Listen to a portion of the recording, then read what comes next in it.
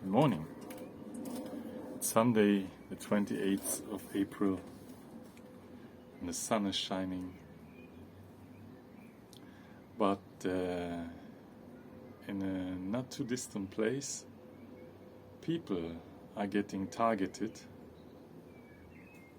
for death by machines. What is happening in the Near East is a new development and might mark the border, a post-human border. What am I talking about? I'm not talking about political groups, because you could switch whether Palestinians would put Israelis into a ghetto and bomb them, or if Israelis put Palestinians in a prison and bomb them.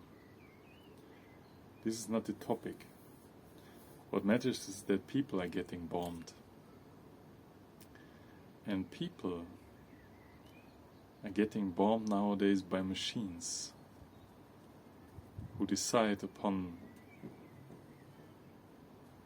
life, on dignity of humans. How many people shall die? The sources of local call and 972 claim that artificial intelligence is marking humans for death. Drones being used, satellites being used, mass surveillance is being used in order to find targets and liquidate human life. Can you imagine what happens in the future if we leave machines the power to decide whether human life is worth living or whether human life shall end? And another very cynical development in this whole a-human machine development is the name given to those programs. Israel is using Hapsorah, which is called the gospel. The gospel is the message of joy. So they are using a computer system called the gospel, the message of joy, marking people for death. This is combined with another AI system called lavender. The smell of lavender. This system is connecting the marked for death targets with closer relatives or friends or extended family and people who they know. And then there's another program which is called Where's Daddy? Where it's also rating and calculating the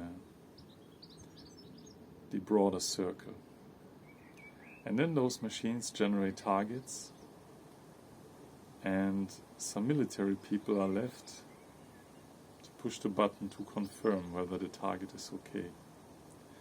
It's only one step away from machine taking the whole decision about human life. Consider the implication of those seeds for the future. Not only what death and war is sowing among humanity, we are all connected in this. The machine thunder doesn't leave our soul life neutral. But consider what will happen if machines gain full emancipation. I'm not claiming that we will give it easily, but it might be that we need to, that we are bound to the machine so much due to the technological development that we cannot do without. Speaking clearly, in terms of military use, there's something in military which they call observe, orient, decide and act. This is essential for each decision in military.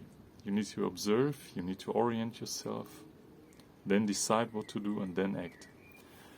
And if you have AI systems which are more rapid than human decisions within this loop, then these machine systems will strike the human when he's only in the orientation phase, not even observing, after observing in the orientation phase, before he can take a decision.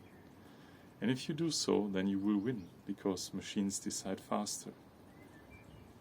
So this is the future of war, which will be machine war. And now consider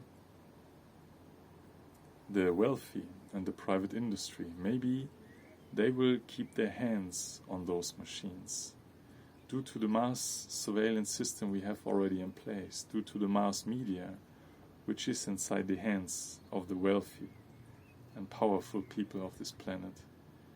They might also utilize those machines and the new capabilities. Those machines are looking for pattern. They're learning from pattern. And during this war, they learn a lot. And they will sell these machine systems. So the future of humanity is on a border right now. We are at maybe a post-humane border.